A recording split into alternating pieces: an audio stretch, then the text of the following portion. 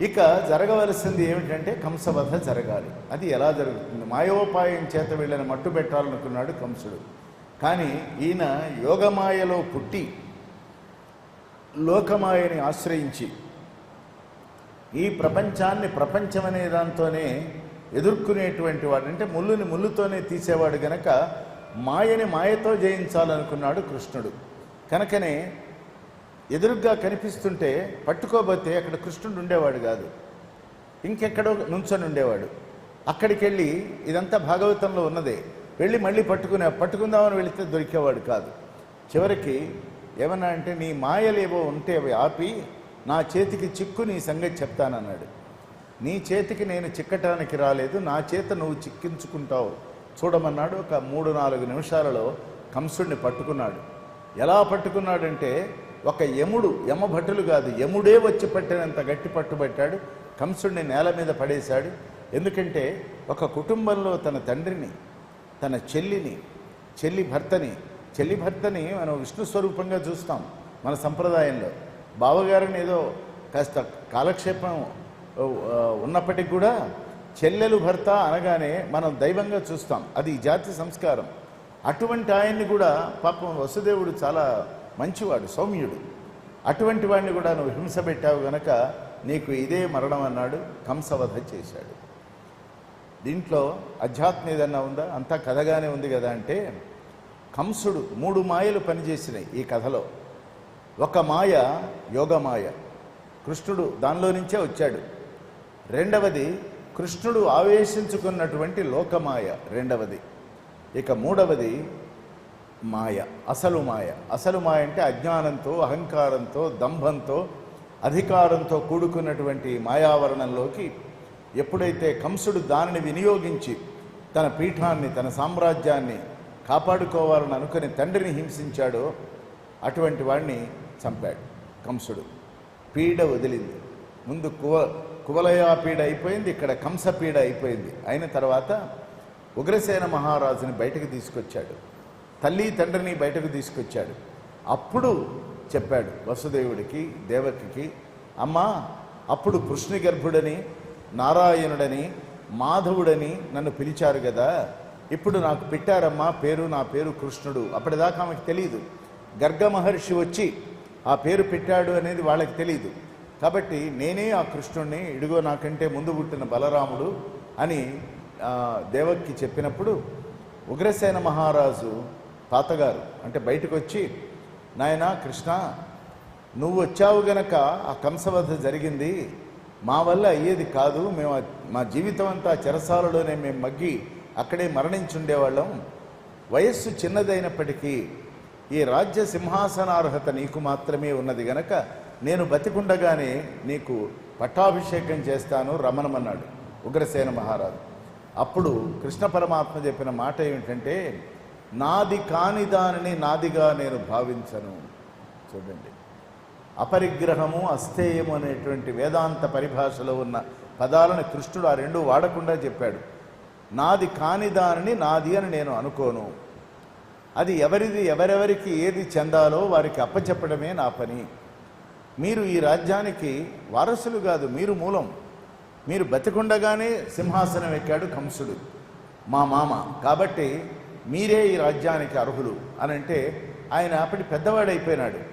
లేదు, దేవకీ వసుదేవులు నీకు తల్లిదండ్రులు కదా, వాళ్ళ ఇద్దరిని ఈ మధురా నగరానికి చేద్దాం అనే రాజ్యానికి అని అంటే వాళ్ళిద్దరు ఏమన్నారంటే, కృష్ణుడంతటి ఒక పరమాత్మని ఈ గర్భంలో నేను ధరించిన తర్వాత ఈ రాజసింహాసనము తుచ్చము, నాకు అక్కర్లేదన్నది ఆమె, మాకు అవసరం లేదన్నది. వసుదేవుడు కూడా అన్నాడు, భగవంతుణ్ణి మేము కడుపులో పెట్టుకొని ఈ ప్రపంచానికి అందించాం, మాకి అల్పమైన స్వల్పమైన ఈ భౌతికమైనటువంటి సంపద కానీ ఈ అధికారం కానీ మాకు అక్కర్లేదు, కనుక మా దారిని మేము తపస్సుకి చేసుకోవటానికి ఇద్దరము అడవిలోకి వెళతాం, మిగిలిన జీవితం అంతా మేము అట్లా గడుపుతాం, కనుక మీరు ఈ రాజ్యం ఏలుకోండి అంటే తన తాతగారికి పట్టాభిషేకం చేశాడు కృష్ణ పరమాత్మ. దీంతో కంసవధ పూర్తయిపోతుంది. సరే, మరి ఇంకా ఏం మిగిలింది అని ఈ మధ్యలో కంసవధ నుంచి రుక్మిణీ కళ్యాణం వరకు అనేకమైనటువంటి ఈ దుష్ట సంహార క్రీడ సాగిస్తూ వెళ్ళాడు. అవన్నీ ఇలాగే ఉంటాయి. ఆ కథలన్నీ ఇంత భిన్నంగా ఏముండవు. కాకపోతే ఓ చోట మగవాడు ఉంటాడు, ఇంకో చోట తొంగ ఉంటుంది, ఓ చోట వృషభం ఉంటుంది, ఓ చోట శకటం ఉంటుంది, ఓ చోట సుడిగాలి ఉంటుంది, ఓ చోట అంటే పరిత్రాణాయ సాధూనాం వినాశాయ చ దుష్కృతాం ధర్మ సంస్థాపనార్థాయ సంభవామి యుగే యుగే. అది ఆయన ప్రమాణం. మనం కూడా జీవితంలో ఒక ప్రమాణం చేసుకోవాలి. ఆ ప్రమాణం ఏమిటంటే, మనం పుడతాం, బీదరికంలో పుట్టాము, డబ్బుతో పుట్టాము. పుట్టిన తర్వాత ప్రపంచంలో ఒక మర్యాదని సంపాదించుకునే రీతిలో చదువుకున్నాము, మర్యాదను కూడా సంపాదించుకున్నాం. అలాగే 60 ఏళ్ళు, 70 ఏళ్ళు, 80 ఏళ్ళు వస్తాయి. కానీ ఈ మధ్యలో మనం ఏం చేయాలంటే, ఇందాక పొద్దున్నుంచి చెప్పుకున్న కథల్లో ఒకే ఒక్క నీతి ఉన్నది. ఈ లోకమాయకు లోబడకండి, అది నీతి. ఆ కథలు చెప్పుకోవడం పెద్ద ఆనందమేం కాదు, ఏం లేవు ఆ కథల్లో నిజానికి. కానీ లోకమాయ మనని చాలా భ్రష్టు పట్టిస్తుంది. మన్మహాయోగ నిష్ఠా సమాధి నుండి విక్రియాపేత బ్రహ్మ భావించు వేళ పట్టరాని సౌందర్య పిపాస తగిలి భ్రష్టయోగిని కవి జన్మ బడసినాడా. ఏమిటయ్యా ఇదంటే, బాగా చదువుకున్న ఆయన, బాగా గ్రంథాలు రాసిన ఆయన, భాష మీద మంచి పట్టున్న ఆయన బ్రహ్మలోకానికి వెళ్ళాడు. ఎందుకు? అక్షర వాంగ్మయాన్ని చేశాడు, అనేక పుస్తకాలు రాశాడు. మరి అటువంటి వాడికి బ్రహ్మలోక ప్రాప్తి ఖచ్చితంగా ఉంటుందని పురాణాలు చెప్తున్నాయి. తదనుగుణంగా ఆయన బ్రహ్మలోకానికి వెళ్ళాడు. వెళ్ళేసరికి పద్మంలో కూర్చున్నాడు బ్రహ్మ.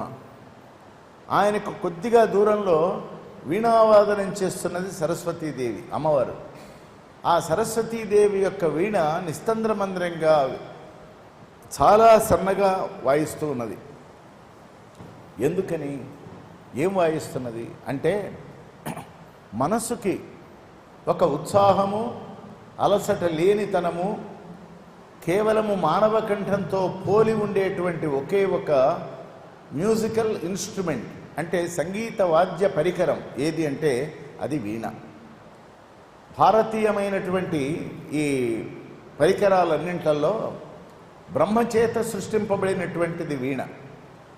పాత వీణ మీరు ఎక్కడైనా ఫోటోలు చూస్తే ఒక మనిషి తలగా ఉండి ఆ తల నుంచి కాళ్ళ వరకు వెళ్ళినట్లుగా ఉంటుంది, పడుకోబెట్టినా నిలబెట్టినా. దాని మీద స్ట్రింగ్స్ మనం ప్లే చేసినప్పుడు ఖచ్చితంగా పురుష కంఠం వినిపిస్తుంది, లేదా మానవ కంఠం వినిపిస్తుంది, ఇంకా మూడోది రాదు దాంట్లో. అటువంటి పరిస్థితిలో ఈయనకి అసలు ఈ బ్రహ్మలోకం ఏమిటి, ఎంత అద్భుతంగా ఉన్నది. అమ్మవారు ఆ తెల్లని వస్త్రాలు, ఈవేళ మీకు తెలుసో తెలియదు, అమ్మవారి మూలా నక్షత్రం రోజు వేళ 5వ రోజు సరస్వతీదేవి అలంకారంతో మనకు దర్శనమిస్తుంది. మనం దాని నుంచి ఇక్కడ భాగవతంలో ఉన్నాం కదా, అయినా ఒక పాయద నడుస్తూనే ఉంటుంది.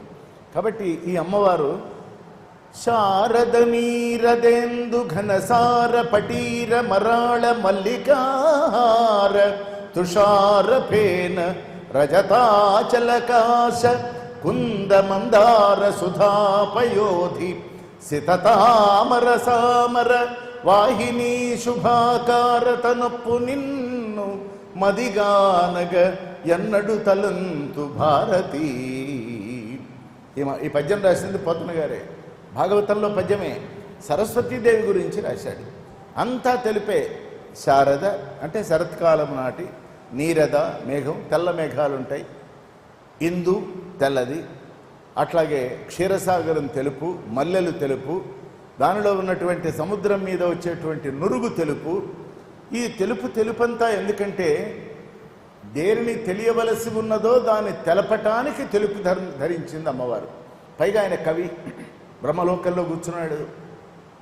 చూసి ఆనందపడిపోయి బ్రహ్మలోకం అంటే ఇట్లా ఉంటుంది అని నేను మా లోకంలోకి ఒకసారి వెళ్ళి చెప్పాలి అనుకున్నాడు. చూసారా, అది వాసన.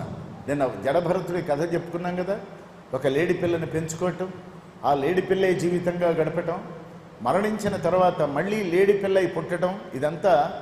అందుకనే మన ఆలోచనలలో మనం ఎప్పుడూ కూడా భగవంతుని ఆలోచనలలో గనక మనం ఉండగలిగినట్లయితే మనం ప్రాణం వదిలిపెట్టే సమయంలో కూడా ఆ భగవన్నామము భగవద్రూపము మన యందుండి మనకి ఆ జన్మాద్యపాయం, జన్మ వలన కలిగే అపాయాన్ని లేదా జన్మ అనేటువంటి అపాయాన్ని తప్పిస్తుంది గనక అటువంటి స్థితిలోకి వెళ్ళాలనుకున్నాడు. ఈయన మళ్ళీ వచ్చాడు. వచ్చి ఏమైంది, యోగనిష్టా సమాధి వల్ల అక్కడి దాకా వెళ్ళాడు. పట్టరాని సౌందర్య పిపాస తగిలింది. భ్రష్టయోగిని కవి జన్మ బడసినాడా, మళ్ళీ కవినై వచ్చారు. మళ్ళీ కథలు కావ్యాలు రాయటమే నా జీవితం అయిపోయింది అని ఆయన అలా అనుకోకుండా ఏదో చూసి ఆనందించి బ్రహ్మకి సరస్వతికి నమస్కరించి ఉంటే ఎంత బాగుండేది అని అనుకున్నాడు. ఎక్కడ, అంతా అయిపోయిన తర్వాత. మనం ఇవన్నీ ముందే అనుకోవాలి. ఏ పని చేసినా ముందు అనుకొని చేయాలి. చాలా తక్కువ మాట్లాడాలి. సరస్వతి వాగ్రూపం కదా, చాలా తక్కువ మాట్లాడాలి, చాలా నెమ్మదిగా మాట్లాడాలి. మనకి అవసరం లేని విషయాలు మాట్లాడకూడదు. దానిలో సరస్వతి ఉండదు, రసము ఉండదు. మరి ఏముంటుందంటే ఏమీ ఉండదు. దానివలన మన ఆయువు క్షీణమైపోతుంది. ఏది మాట్లాడినా, ఏది ఆలోచించినా, ఏ కాసేపు ముచ్చటించుకున్నా పరమేశ్వరుడు యొక్క భగవత్తత్వాన్ని గురించి మనం మాట్లాడుకోవాలి. ఆ భగవత్తత్వం వలన మనకి లేని ఓజస్సు, తేజస్సు, రజస్సు, మహస్సు అనేటువంటి 4 ధాతువులు మనలో ప్రవేశిస్తాయి. ముందు ఓజస్సు ఒక శక్తి, ఒక కాంతి, సమస్తమైనటువంటి ధాతు పుష్టి మనకు కలుగుతుంది. రజస్సు కలుగుతుంది. రజము అంటే వెన్నెల, లోపల వెలుగు కలుగుతుంది. తర్వాత మహస్సు కలుగుతుంది. ఆ మహస్సు అంటే మనం అందుకోవలసినటువంటి తారకామండలం, ధ్రువమండలంలాగా మహనీయమైన మహత్తత్వమైనటువంటి భావనాభూమికలోకి మనం వెళ్ళటానికి ఈ ఓజస్సు, రజస్సు, తపస్సు, మహస్సు ఇవన్నీ కూడా ఏర్పడాలి అంటే మాటలు చాలా తక్కువ మాట్లాడుకోవాలి. అవసరమైనవే మాట్లాడాలి. మనం మీలో అనుభవం కనుక ఉంటే, స్వామి ఇక్కడ 4 కూర్చొని ఉన్నారు, స్వామి ఇక్కడ ఉన్నారు. స్వామి మాట్లాడతారు. అందులో ఎవరితో మాట్లాడాలో వారికి మాత్రమే అది వినిపిస్తుంది. ఆ పక్క ముగ్గురికి ఏం తెలియదు. మీతో ఏం మాట్లాడారని తర్వాత వీళ్ళు అడుగుతారు. అంత నెమ్మదిగా మాట్లాడతారు, చాలా అటెంటివ్గా మాట్లాడతారు. చెప్పారు, వృధా ప్రసంగం కానీ, వృధా మాట కానీ, పొల్లు పోవటం కానీ ఈ శరీరంలో నుంచి బయటకు రాదు. ఎందుకంటే ఇది తోలునోరు కాదు కదా, ఇది తోలునోరు కాదు, ఇది తాలుమాటలు రావటానికి ఆ రాయలసీమ పరిభాషలో. కాబట్టి తాలుమాటలు ఏమన్నా పనికొస్తాయా? తాలు అంటే పొట్టు, పొట్టు గాలికి కొట్టుకుపోతుంది. నిలకడ చెందేటువంటి ఒక ధాన్యపు రాశి వలె మానవుడు తన మనస్సుని ఎప్పుడు కూడా ఒక అద్భుతమైనటువంటి స్థితిలో గురువు యందు, గురుపాదముల యందు, పరమాత్మ పాదముల యందు వాటిని లగ్నం చేసుకొని ఉండాలి. ఇక్కడ ఒక చిన్న విషయం, శ్రీమద్ రామాయణ కల్పవృక్షంలో హనుమంతుడు సీతాన్వేషణకి వెళ్తాడు లంకా నగరానికి. ఆయన గురించి కాస్త మంచిగా చెప్పాలి అని ఈ కవిగారికి ఏదో అనిపించింది. మంచిగా డైరెక్ట్గా చెప్తే ఇంపాక్ట్ పెద్ద ఎక్కువ ఉండదు. నిందాస్తుతి చేసినట్టుగా చెప్పాలి. ముందు ఆయన ఇది కాదు అని చెప్తూ ఆయన అవును అని ఎస్టాబ్లిష్ చేయాలి. అప్పుడు ఆయన ఏమన్నాడంటే, ఈ ఆంజనేయ స్వామిని గురించి నేనేం చెప్పను అంటే, తక్కువ మాటలు మాట్లాడాలనడానికి ఉదాహరణ, శ్రీవాయుద్భవుడందున అనిలు శాసించన్ మహాయోగి అయి పోవో కేసరి కోతి కూన అననా ముక్తేంద్రియ భ్రాతు నన్నావేశించిన రామచంద్ర పద పద్మాధీన చేతస్కునిన్. ఆ చివరి లైన్ చాలా ఇంపార్టెంట్. ఈ ఆంజనేయ స్వామిని చాలా గొప్పవాడు అందామా అంటే, ఏం గొప్పవాడినా, ప్రభుముద్రికా మేలి ముఖమాహి జలధిలాంఘిగయే అచరజ నాహి. ఆ రాముడిచ్చినటువంటి దాన్ని 2 పెదవుల మధ్య పెట్టుకొని గాలిని, తన తండ్రి వాయుదేవుడు ఆయన్ని బంధించి లంకని చేరుకున్నాడు. ఎటువంటి కొడుకు వీడో కొడుక అన్నాడు. అంటే నిందాస్తుతి చేశాడు.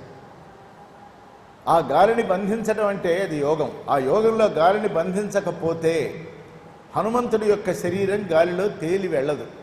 పైగా ఆ ఇచ్చినటువంటి ఉంగరం ఎక్కడో బొడ్లోనో ఎక్కడో దోపుకుంటే అది ఎక్కడన్నా పడిపోతే ఆనవాలే లేకపోతే కనుక ఆయన ఏం చేశాడు, 2 పెదవుల మధ్య పెట్టుకొని నోరు తెరవకుండా లంక చేరేదాకా వెళ్ళాడు ఆయన. శ్రీవాయుద్భవుడుందున అనిలు శాసించన్ మహాయోగి పోనీ పోవనా. ఇప్పుడు కేసరి అనేటువంటి ఒక కోతికి పుట్టిన చిన్న పిల్ల అనుకుందామంటే ముక్తేంద్రియ భ్రాతు, ఇంద్రియాలను జయించాడు ఈయన. జయించిన ఇంద్రియాలతో శ్రీరామ సేవ చేశాడు. జయించిన ఇంద్రియాలతో అమ్మవారి దగ్గరికి వెళ్ళగలిగాడు. జయించిన ఇంద్రియాలతో రావణుని సభలో ఎదుర్కొన్నాడు. ఉరికే చూసిరా అంటే ఉన్నదంతా కాల్చి రాగలిగాడు. మా తమ్ముడి ప్రాణం పోతుందేమో అన్న సమయంలో ఆ మొక్క ఎక్కడుందో నాకు తెలీదు, ఆ వెతికే టైం నాకు లేదని పర్వతాన్ని తెచ్చి అక్కడ లంకానగరంలో ప్రతిష్ఠితం చేశాడు. చేస్తే అంటే ఏమిటి, శ్రీరామ సేవలో స్వామి సేవలో మనం గనక నిమగ్నమై ఉన్నట్లయితే మన చేత స్వామి చేయిస్తారు ఆ పని, అందులో మనం చేసేది ఉండదు. అందుకని 3 పాదాలు చెప్పి శ్రీరామచంద్ర పద పద్మాధీన చేతస్కునిన్ అంటాడు.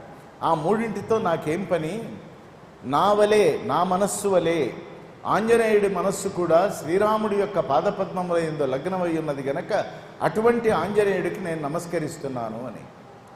కాబట్టి ఇక్కడ కావలసింది ఏంటంటే ఈ కంసుడు కృష్ణుడు దేవుడే లేదు, మానవాతీతమైన ఒక బాలుడే, చాలా అసాధారణమైన బాలుడే.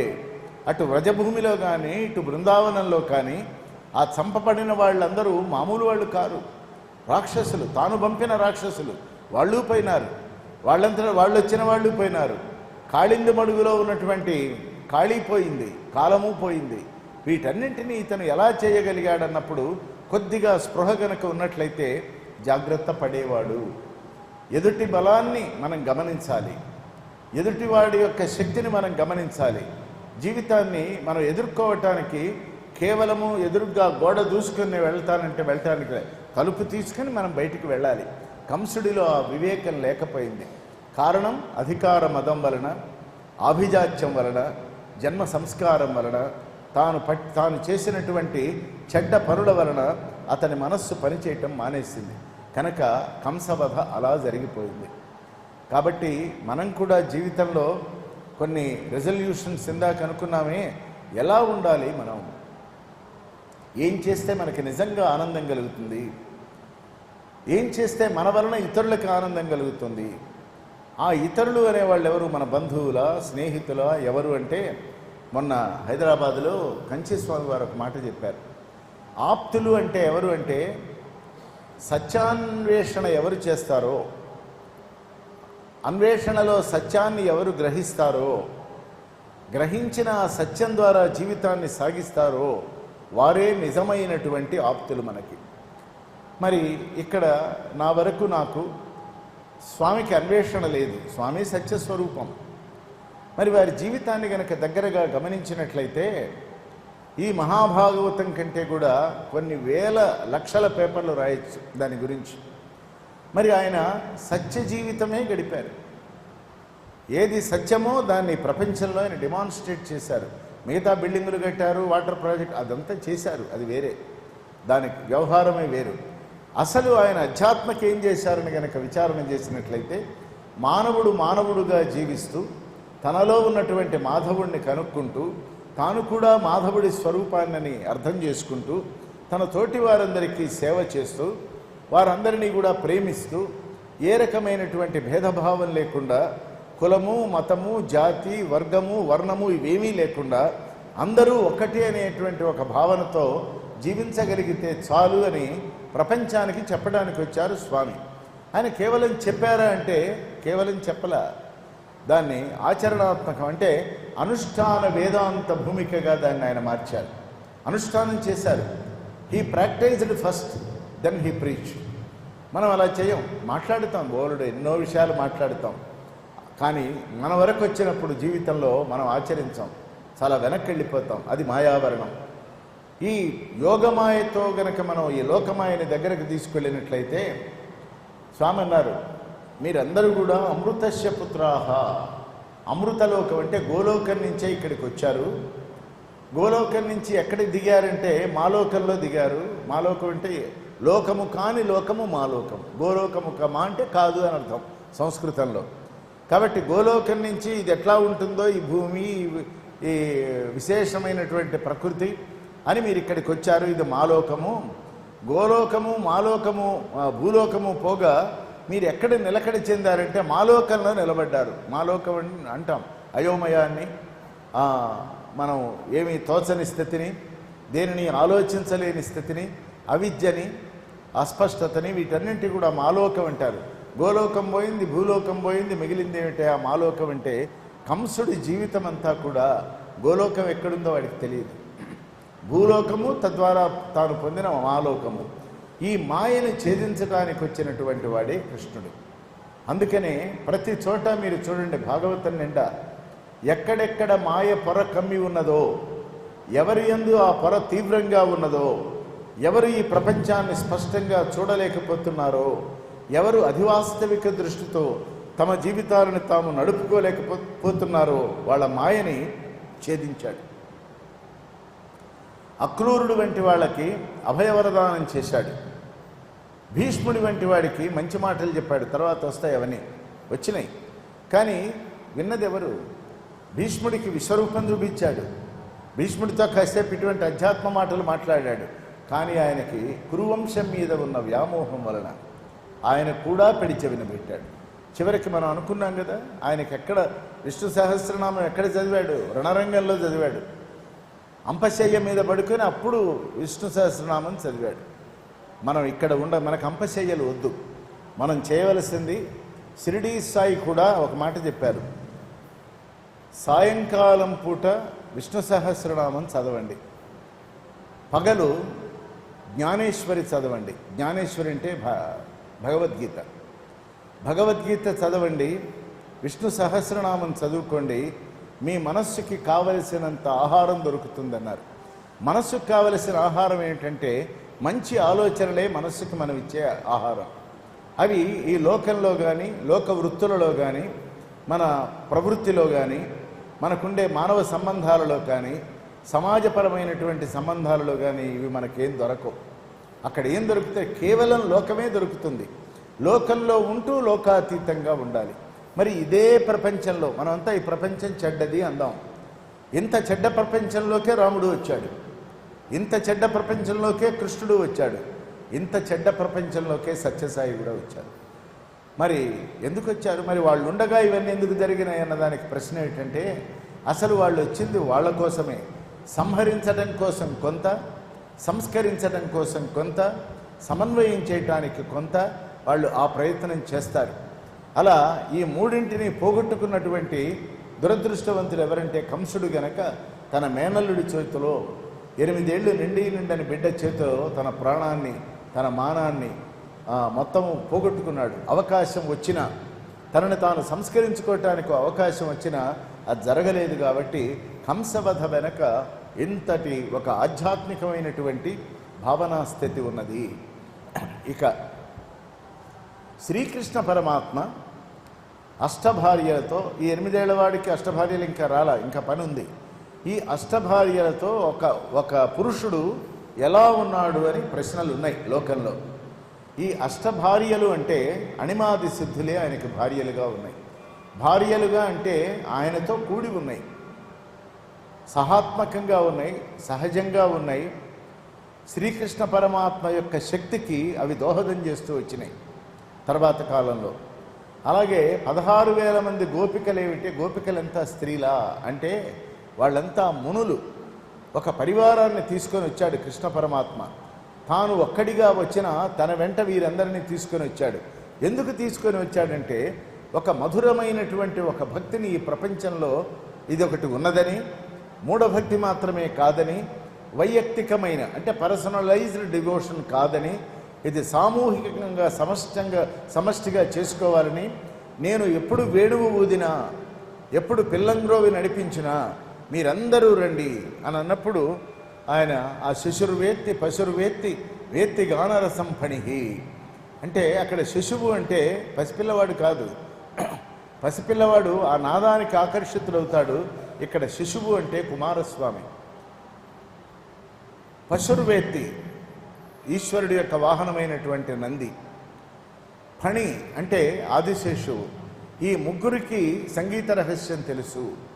శశుర్వేత్తి, పశుర్వేత్తి, వేత్తి తెలుసు. ఏమి తెలుసు? గానం.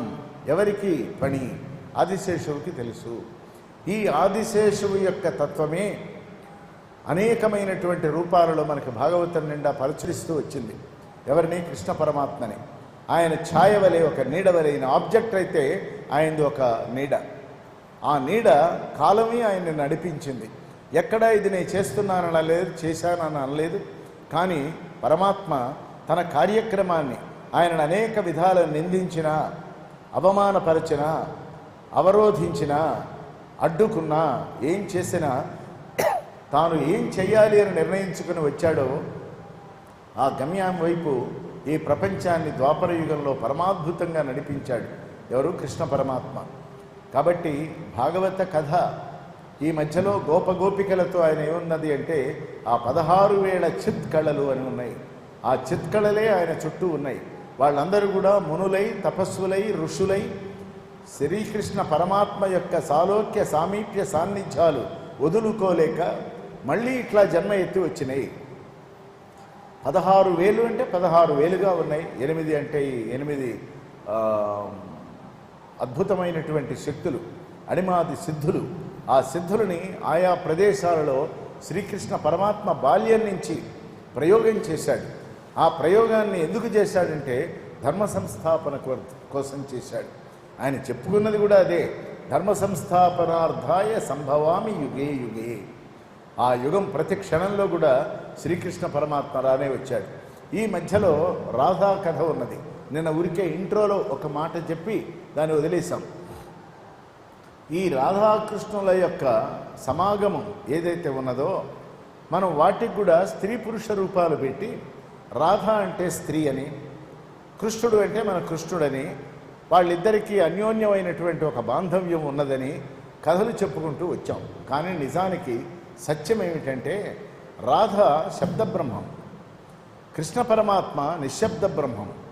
ఈ నిశ్శబ్దంగా ఉంటే ఆయన పనులు సాగవు. ఆయన కూడా ఆడాలి, పాడాలి, కూడాలి, వీడాలి, అన్నీ చేయాలి. మరి అన్నీ చేయాలంటే మరి 8 మంది అష్టమహిషులు ఉన్నారు కదా, మళ్ళీ రాధ ఎందుకంటే ఇది అలౌకికమైన యోగాత్మకమైనటువంటి ఒక శబ్దధార. ఆ శబ్దధారని మనం తిప్పి గనక చదివితే అది రాధ అవుతుంది. ఆ రాధ దేనితో కూడి ఉన్నది? లోకమాయతో ఉన్న ఈ కృష్ణుడితో అది కూడి లేదు. యోగమాయతో మొట్టమొదట వచ్చినటువంటి శ్రీకృష్ణ పరమాత్మ యొక్క స్వరూపానికి, గుణానికి, స్వభావానికి అతి చేరువుగా, అతి సన్నిహితంగా ఉండి కృష్ణ పరమాత్మతో అర్ధ శరీరం కాదు పూర్ణ శరీరమై నిలకడ చెందింది. కనుకనే రాధాకృష్ణులు అనబడేటువంటి ఒక మాట ఈ లోకంలోకి వచ్చింది. కాబట్టి శబ్దబ్రహ్మం కావాలి. ఈ శబ్దబ్రహ్మం అంటే ఇప్పుడు మనం ఉన్నాం, 4:30 వరకు మనం ఎవరితో మాట్లాడుకోలే. కాసేపు అయిన తర్వాత మనం మాట్లాడుకోము, లేదా మాట్లాడుకుంటాం. ఏం మాట్లాడుకుంటాం? భగవత్ చింతనే చేస్తాం, భగవంతుడి గురించే మాట్లాడుకుంటాం. అది మనకు ఆనందం కలిగిస్తుంది కనుక అవన్నీ మాట్లాడతాం. కానీ అసత్యం మాట్లాడకూడదు. తెలిసినదంతా కూడా ఏది అనుభవంలో ఉన్నదో దానిని మాత్రమే మనం అనుభవించాలి. గనక శ్రీకృష్ణ పరమాత్మ కంసవధ అయిపోయిన తర్వాత ఆయన మిగతా గోపగోపికలతో బృందావనంలో వేణుగానంలో అనేకమైన విషయాలతో ఆయన సమయం అంతా గడిచిపోయింది. ఇంతలోకే రానే వచ్చింది ద్రౌపదీ స్వయంవరం. ఆ ద్రౌపదీ స్వయంవరానికి మొట్టమొదటిసారిగా మనకు భారతంలో అప్పటిదాకా కృష్ణుడు కనపడ్డు. కృష్ణుడు కలుస్తాడు అక్కడికి వచ్చి. ఎందుకు వస్తాడు అంటే అక్కడ గనక ద్రౌపదిని అర్జునుడు గనక స్వయంవరంలో గెలుచుకోకపోతే ఆ ద్రౌపది దుర్యోధనుడి వశం అయిపోతుంది. కాబట్టి దాన్ని తప్పించాలి అంటే తాను ఉండాలి అంటే తాను పాండవ పక్షంలో ఉండాలి. మత్స్యయంత్రంలో కన్ను చెదిరేట్టుగా, గురి తప్పేట్టుగా కృష్ణ పరమాత్మ మాయోపాయం చేత ధర్మాన్ని రక్షించాడు. అప్పుడు అందరూ కూడా ఎప్పుడైతే అర్జునుడికి ద్రౌపది దక్కిందో, ఎప్పుడైతే అగ్నిశక్తిని 5 పంచుకోవాలి, అక్కడ భార్యని పంచుకోవటం కాదు, పెడర్థం మనం మాట్లాడుకోకూడదు. అగ్ని పునీత అయినటువంటి ద్రౌపదీదేవి యొక్క ఆ శక్తి, త్రేతాగ్నిగా వచ్చినటువంటి ఆ శక్తి యోగాగ్నిగా వచ్చినటువంటి ఆ శక్తి ఎక్కడా పాండవులతో ఆమెకు వియోగం లేదు, సంయోగం తప్ప. ఎవరు మళ్ళీ ఈ పాండవులంటే అనేకమైనటువంటి దేవతా స్వరూపాల యొక్క అంశాలుగా ధర్మ సంస్థాపన కోసమే ఆ పాండవులు వచ్చారు. వాళ్ళకి శక్తిని ఇవ్వటానికి, రాముడికి శక్తిని ఇవ్వటానికి సీత ఎలా వచ్చిందో, అర్జునుడికి, ధర్మరాజుకి, భీముడికి, నకుల సహదేవులకి శక్తిని ఇవ్వటానికి వచ్చినటువంటి ఆ ద్రౌపది పేరు కూడా మనకు తెలుసు, కృష్ణ. కాబట్టి ఇదంతా కృష్ణాత్మకమైన, కృష్ణమయమైనటువంటిది గనక ఆనాడు ఆ సమయంలో ఆ సందర్భంలో ఇన్ని వందల కథలలో కథానాయకుడు ఒక్క కృష్ణుడే కనుక ఇదంతా ఆయన్ని భగవాన్ అని తర్వాత అన్నారు. ఆ భగవంతుడి కథే భాగవతమైంది. ఇప్పటిదాకా చెప్పుకున్న చాలామందిని ఆయన చంపాడు. ప్రతివాడు ఒక శాప విముక్తి పొందారు, ప్రతి వాళ్ళు ఎక్కడొక్కడ వెళ్ళారు. అంటే శాప విముక్తి చేయటానికి వాళ్ళని చంపాడు. శాపం ఎందుకు వచ్చిందంటే వాళ్ళు చెడ్డ పనులు ఇంతకుముందు చేస్తుంటారు, ఎవరికో కోపాన్ని తెప్పించుంటారు, ఎవరో మునులు మన జయ విజయుల్లాగా ఎప్పుడైతే అలా చేశారో వారిని తప్పించడం కోసం, రక్షించడం కోసం శ్రీకృష్ణ పరమాత్మ అనేకమైనటువంటి సందర్భాలు, అనేక ప్రదేశాలు, అనేక సన్నివేశాలలో శ్రీకృష్ణుడు వీళ్ళందరినీ కూడా కాపాడుతూ వచ్చాడు. అంతేకాదు మహాభారత సంగ్రామం అయ్యేదాకా, వాళ్ళు రాజ్యంలో సింహాసనం ఎక్కేదాకా, వాళ్ళు కుదుటపడేదాకా తాను ధర్మమూర్తి అయి పక్కన నిలబడ్డాడు. అంటే మనం కూడా ఆ పంచపాండవులు ఎవరంటే మనలో ఉన్నటువంటి 5 మంచి గుణాలు, కౌరవులు ఎవరంటే మనలోనే ఉన్నటువంటి 100 చెడ్డ గుణాలు, 100 ఇటు 5 ఇటు కదా. మరి కృష్ణుడు ఎక్కడున్నాడు? అంగుష్టమాత్ర పురుషోత్తముడుగా కుడి చేతి బొటన వేలు పై కణుపు ఎంత ఉందో అంత బొమ్మగా, అంత శక్తివంతంగా మన యందు మధ్యలో ఉన్నాడు ఆయన. కురుక్షేత్రం అంటే ఉరికే కథలో ఉన్నట్లు కాదు. చెడు ఒకవైపు, మంచి ఒకవైపు ఉంటే చెడుని పూర్తిగా నశింపజేసి మంచి వైపు నడిపించినటువంటి వాడు ఎక్కడ ఉన్నాడంటే అయం ఆత్మా గుడాకేశ, నేనే ఆత్మని, నీ యందే ఉన్నాను. భగవద్గీత మొత్తం ఇదే. ఎక్కడికక్కడ ఆయన నేను నేను నేను అని చెప్తూనే ఉన్నాడు. కాబట్టి ఈ నేను, మనం కూడా నేను అనగానే మన విజిటింగ్ కార్డు, మన పొజిషను, మనకున్నటువంటి చెప్పడం ఇది కాదు. ఆ నేను అంటే మనం అంతా ఆత్మస్వరూపులుగా మనం భావన చేసుకోవాలని ఈ భగవద్గీత, ఇంకా గోపికా గీతాలు, భ్రమర గీతాలు అవన్నీ మనకి సాహిత్యపరంగా పనికొస్తాయి, కానీ అధ్యాత్మపరంగా ఈ మహాయజ్ఞ ప్రవాహంలో అవి ఇమడవు. కాబట్టి వాటిని గురించి మనం ప్రస్తావనే తెచ్చుకోవద్దు. ఆ సమయాన్ని మనం 11, 12 స్కంధాలకు వినియోగిస్తే మనందరికీ కూడా చాలా ఉపయుక్తంగా ఉంటుంది. మనం భాగవతాన్ని చెప్పుకోవలసిన పద్ధతి అదే. రుక్మిణీ కళ్యాణంతో భాగవతం అయిపోలే. ఉత్తర భాగంలోకి వచ్చేప్పటికీ శ్రీకృష్ణ పరమాత్మ ఒక మానవుడిగా ఎలా ఉన్నాడు, ఎట్లా ఉన్నాడు, ఆయన కుచేలుడితో ఎలా ఉన్నాడు, మనకు ఆ కథలన్నీ ఉన్నాయి. అవి కూడా మనం వెళ్ళేలోగా 5వ తారీఖులోగా ఇవన్నీ చక్కగా చెప్పుకుందాం. అలాగే సత్యసాయి భగవానుడి యొక్క అనుగ్రహం చేత మనకు కలిగినటువంటి ఈ స్కందాలన్నీ కూడా నెమ్మదిగా ఆత్మవిచారం అంతా కూడా అయిపోయింది. నిజానికి మనసు, చిత్తము, హృదయము అన్నీ కూడా మాట్లాడుకున్నాం. అది ఎక్కడ ఉంది, అది ఏం చేస్తుంది అని. ఈ కథాకథనంలో నుంచి మనం నేర్వవలసింది లోకమాయకు లోబడకండి. మాయకు లోబడ్డామా మన దారి తప్పుతాం. అది మాయా అని తెలిసినప్పుడు, ఆకర్షణ అని తెలిసినప్పుడు, అది మనల్ని ముంచబోతున్నది అని తెలిసినప్పుడు ఇంకా మనకి ఇది చాలు అనుకోవాలి. పరితృప్తిని చెందితిని, ఇక్కడికి నాకు చాలు అనుకున్నామా ప్రాణం సుఖంగా ఉంటుంది, జీవితం కూడా హాయిగా నడుస్తుంది. కాదు ఇంకా సంపాదించాలి, ఇంకా పేరు రావాలి, నన్ను అందరూ గుర్తుపెట్టుకోవాలి, నా పేరు సువర్ణాక్షర లిఖితం కావాలి, అసలు నన్ను మించిన వాడికి ఉండకూడదు, ఇవన్నీ కూడా మనం వదులుచుకోవటానికి భాగవతాన్ని కనుక చదివితే అక్రూర భక్తి మనకు ఉండాలి. అక్రూరుడు ఏమీ కోరుకోలే, ఏమి ఒక్కటి కూడా కోరుకోలే. రథం మీద ప్రయాణం చేశాడు. ఈ బాలురు ఇద్దరెవరో ఆయనకి తెలుసు. కానీ ఆయన దురదృష్టం చూడండి, ఎవరి దగ్గర సేవకుడుగా ఉండవలసి వచ్చింది, ఎవరి ఆస్థానంలో ఉండవలసి వచ్చింది? కంసుడి దగ్గర. మంచివాళ్ళు ఎప్పుడు కూడా చెడ్డ ప్రదేశంలో ఎక్కువసేపు ఉండాల్సి వస్తుంది. ఎందుకంటే సాధనకి అది బలమైంది. జీవితంలో మామూలుగా చమత్కారంగా చెప్తున్నాను, ఒక చాలా సహృదయుడు, కేవలం నెమ్మదితనం, సరళమైన స్వభావం ఉంటుంది. అటువంటి పురుషుడికి గయ్యాళి భార్యను కడతాడు. పరమ సాధ్యువు అయి ఉంటుంది స్త్రీమూర్తి. ఆమె ఎవరికి అపకారం చేయకపోగా వీలైనప్పుడల్లా ఉపకారం చేద్దామని నిర్ణయించుకొని చేస్తూ ఉంటుంది. దానిని అడ్డుకోవటానికి ఒక భర్తనిస్తాడు. ఇది ప్రకృతిలో ఉన్నటువంటి ఒక వైపరీత్యం. ఇది మాయా ప్రభావం చేత ఇది జరుగుతుంది. కనుక వీటిని మనం గ్రహించినప్పుడు ఇక్కడ చెడ్డ భార్యలు చెడ్డ భర్తలు ఇద్దరు లేరు, ఉన్నవాళ్ళంతా మంచివాళ్లే. కాలం చూపిస్తుంది తప్ప చెడ్డవారంటూ ఈ ప్రపంచంలో లేరు, ఉండరు, ఉండకూడదు. మరి అందరూ మంచివారే ఎట్లా అవుతారు అంటే ఆ అందరిలోనూ ఇటువంటి ఈ భావాలు గనక మనం నిరంతరము చెప్పుకుంటూ ఉన్నట్లయితే ఓ 1000 మంది ఓ 100 మంది వింటే అందులో ఒకరిద్దరైనా దాన్ని పట్టుకొని తమ జీవితాన్ని రీడిఫైన్ చేసుకోగలుగుతారు.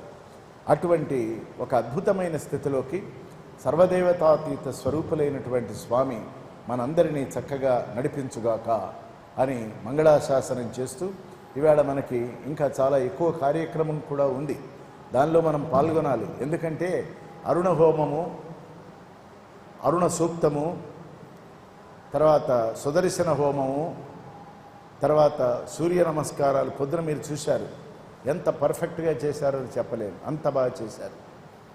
ప్రతి దానిని, ప్రతి ఆవృత్తాన్ని ఎక్కడ వాళ్ళు కాంప్రమైజ్ కాల.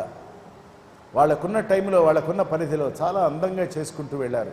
ఇది అయిన తర్వాత మనకి దీపోజ్వలన కార్యక్రమం ఉంది. అది చాలా అపురూపమైనటువంటి సందర్భం. మనందరికీ బయట వెలిగిస్తున్నాము అంటే ఆ అంతర్జ్యోతిని దానిని ఆధారం చేసుకొని మన హృదయంలో అటువంటి జ్యోతిని వెలిగించుకోవాలి. నిన్న శంఖము, చక్రము, నామము ఆ చేస్తున్నప్పుడు మనం సాక్షాత్తు తిరుమలలో ఉన్నామా అనిపించింది. ఆ పైన స్వామి యొక్క విగ్రహం కానివ్వండి, అమ్మవారి విగ్రహం కానివ్వండి, వీరిని చూస్తుంటే మనకి ఈ ప్రకృతి అంతా కూడా పరమేశ్వరుడితో నిండిపోయింది. మొన్న పద్యం చెప్పుకున్నాం. ఉదయగ్రావము పానవట్టము అభిషేకోద ప్రవాహము వార్ధి ధరీధ్వాంతము ధూపధూమము జ్వలద్దీప ప్రభారాజి కౌముది తారానివహంబులర్పిత సుమంబుల్గా తమోదూర సౌఖ్యదమై శీత గభస్తి బింబ శివలింగం ఒప్పి ప్రాచీదిశన్. ప్రకృతిని మించినటువంటి పరమాత్మ లేడు. స్వామి చెప్పేవారు, మీరు ఎన్విరాన్మెంటల్ స్టడీసు, ఎన్విరాన్మెంటల్ ప్రొటెక్షన్ ఇవాళ మాట్లాడుతున్నారు. ఈ పర్యావరణ రక్షణ ఎవరు చేశారంటే ఇప్పుడు ఈ నైమిషారణ్యం ఉంది, దీనిలో మనం పీల్చే గాలిలో కాలుష్యం లేదు. ఎక్కడైనా బయట కాలుష్యం ఏదన్నా ఉంటే గాలి కొట్టుకుపోతుంది. మనకి మనస్సుకి శరీరానికి ఒక శాంతిని, హాయిని, ప్రసన్నతని ఇచ్చేటువంటి ఇటువంటి అరణ్యాలన్నీ కూడా మనం పాడు చేసుకొని నగర నిర్మాణం చేసుకుంటూ ఇటుకల మధ్యలో బతుకులు ఈడుస్తూ మనం ఈ ప్రకృతి నుంచి దూరం అయిపోయినాం. ఇకపై అలా కాకుండా ఉండాలి. కాకుండా ఉండాలంటే మనం ఆ ప్రకృతికి ఏం చేయాలి? ఇవన్నీ కూడా మనం ఎక్కడికక్కడ ఎవరికి వాళ్ళమే చేయగలిగిన చోట చేయవలసినంత చేస్తూ కనుక వెళ్ళినట్లయితే మళ్ళీ ఈవేళ అక్కడ ఆ దీపోత్సవానికి మనం వెళితే అక్కడ మనం ఈవేళ ఏం చేస్తున్నామంటే పరమేశ్వరుణ్ణి, సూర్యనారాయణమూర్తికి మూలమైనటువంటి మహాశక్తిని జ్యోతిస్వరూపంగా మనం ఆరాధన చేసుకోబోతున్నాం. దీపం వెలిగించడం అందం కోసం కాదు, ఈ వెలుగు నా లోపల కూడా ప్రవేశించుగాక, ప్రవేశించినటువంటి ఆ జ్యోతి, ఆధ్యాత్మిక జ్యోతి మళ్ళీ నా నుంచి ఈ ప్రపంచంలోకి చెందుగాక అని మనం అక్కడ ప్రమాణం చేస్తూ ఆ దీపం వెలిగించాలి. అటువంటి శుభస్కరమైనటువంటి శోభాయమానమైనటువంటి ఒక కాలాన్ని, ఒక సన్నివేశాన్ని, ఒక సందర్భాన్ని మనకు సృష్టించిన స్వామికి, దానికి సత్సంకల్పం చేసినటువంటి డాక్టర్ గారికి, ఆయన భార్యకి, మనం అందరం కూడా మనం గుర్తుపెట్టుకోవాలి వాళ్ళని. ఎందుకంటే ఇలా కూడా జీవితాన్ని గడపచ్చు, ఇలా కూడా మనకున్న సంపదని కొంత ఇలా ఖర్చు పెట్టచ్చు, ఇలా కూడా 4 చోట్ల జరిగితే 4 చోట్ల వాళ్ళే అని కాదు, 4 చోట్ల నలుగురు చేస్తూ కనుక వెళితే ఈ భారతదేశం మళ్ళీ తన పురావైభవాన్ని తాను పొందగలదు అని నాకు ఒక ప్రగాఢమైనటువంటి నమ్మకం కలిగింది. సాయంకాలం కల్లా ఈ సప్తమి కాగానే కృష్ణుడు పుడతాడు. అప్పుడు ఇవాళ వస్తే ఆ పిల్లలు బీద పిల్లలుగా నాకు కనిపించలే. వాళ్ళ అల్లరి, మనం చెప్పుకున్న అల్లరే వాళ్ళు చేశారు. వాళ్ళకేం కావాలో తీసుకున్నారు. మరి ఈ ప్లానింగ్ ఇదంతా ఎలా జరిగింది అంటే మనలో మాతృహృదయం ఉంటే ఆధ్యాత్మిక హృదయం ఉంటే మనకున్నదాన్ని పంచిపెట్టడంలో ఆనందము అది గోరంతలు కొండంతలుగా పెరిగిపోతుంది. మనది మనమే దాచుకుందాం, మన ఎఫ్డీలు, మన ఫ్లాట్లు, మన బిల్డింగులు, మన వడ్డీలు జీవితం కాదు. కొంతన్నా మనం దానం చేయాలి, కొంతన్నా పక్కవాడి కన్నీరు తుడవటానికి మన సంపదని వాడాలి. ఇక జ్ఞాన సంపద అంటారా, దాన్ని ప్రపంచానికి ఇస్తూనే ఉండాలి. నీకు శక్తి ఉన్నంతకాలం నీ నోరు నవ్వంగా హరికీర్తి నుడువడేని ఇక చెయ్యలేనేమో, ఇంకా నా వల్ల కాదేమో అనేదాకా చేయాలి. నా వల్ల కాదేమో అనగానే ఆయన వచ్చి మనకి ఎలా కావాలో అలా చేస్తారు, ఏం చేయాలో చేస్తారు. మన జీవితాలన్నీ కూడా భగవద్ విశ్వాసం మీద ఆధారపడి ఉన్నాయి. భగవంతుడి మీద నమ్మకంతో మనం జీవించాలి. ప్రాచీనమైనటువంటి ఒక భారతీయమైనటువంటి ఆత్మని, భారతీయమైనటువంటి ఒక శాస్త్ర విధానాన్ని మన జీవితాలలో గనక మనం నెమ్మదిగా ప్రవేశపెట్టుకోగలిగితే మన తర్వాత తరమన్నా దానిని చూసి నేర్చుకొని వాళ్ళు ఈ పర్యావరణాన్ని, ఈ జగత్తుని, ఈ భూమిని, భారతాన్ని, ఈ దేశాన్ని వాళ్ళు రక్షించగలరు అంతే. ఎందుకంటే రాజకీయము తెలిసినటువంటి వాళ్ళు రాజ్యాంగబద్ధ పరిధిలో వాళ్ళు పనిచేస్తారు, చెయ్యాలి. మరి సాంస్కృతిక నాయకత్వం కావాలి మనకి. ఇదంతా సాంస్కృతిక నాయకత్వం. మరచిపోతున్న విలువలన్నింటినీ ఒకసారి గుర్తు చేసుకోవటానికి. అంతేగాని త్రేతాయుగంలో ఉన్నట్టే ఈ యుగంలో ఉన్నంటే అది పొంతన కుదరదు. అది ఆ కాలాంది. ద్వాపర యుగంలో దాని విలువలు దానివి. కలియుగంలో మనం ఏం చేయగలం? కలియుగంలో నామస్మరణ వలననే మనకి ముక్తి అంటే మళ్ళీ వైకుంఠం, కైలాసం కాదు. ప్రాపంచికమైనటువంటి భావనల నుంచి మనం బయటపడాలంటే ఏమీ చేయలేకపోయినా శ్రీరామనామం జపం చేస్తే, ఓ గురునామం జపం చేస్తే, లేదు మనం అనుకుంటూ ఉంటే దాని పెద్ద పేర్లు పెట్టకుండా అది చాలు. అటువంటి ఒక అత్యద్భుత నేపథ్యంలో మనం భాగవతాన్ని చెప్పుకోవటం, నేను కూడా పరమ ఆనంద సంధాయకమైనటువంటి హృదయంతో చాలా ఫోకస్డ్గా పరమేశ్వరుని నేను అనుభవిస్తూ మీ అందరితో కలిసి 4 మాటలు చెప్పుకునేటువంటి ఈ యోగాన్ని కల్పించినటువంటి స్వామికి మరొక్కసారి నమస్కరిస్తూ, మీ అందరి జీవితాలు ఇలాగే వెలుగుమయం కావాలని, జ్ఞానమయం కావాలని, ప్రపంచం విసిరేటువంటి చిన్న చిన్న సవాళ్లన్నీ నెమ్మదిగా దూదిపింజలై పక్కకి తొలగిపోవాలని, మీ అధ్యాత్మ మార్గం సుగమం కావాలని, గమ్యాన్ని చక్కగా జీవించి ఉండగానే సాధించుకోవాలని, దానికి మళ్ళీ స్వామి అనుగ్రహం కావాలని స్వామిని మనస వచస శిరస ప్రార్థన చేస్తూ మీ అందరికీ